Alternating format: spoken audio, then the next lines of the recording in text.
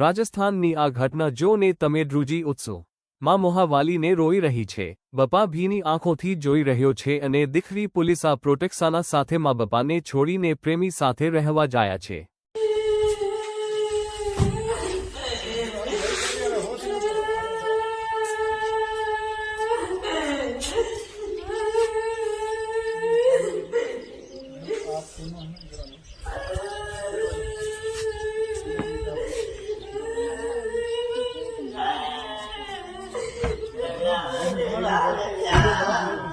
क्या नाम है आपका?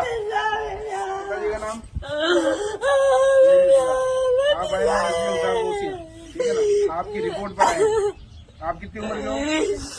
पहले भी आपने वकील साहब का बयान देके लिया घर पे आए। आज आपकी क्या बयान है इनके साथ? फैमिली कौन कौन है आपके?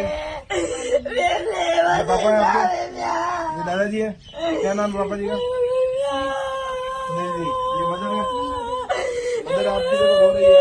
आप अपना डिसीजन अपने हिसाब से ले लो, कोई प्रेशर तो नहीं है आपके ऊपर। अभी आप क्या करोगे?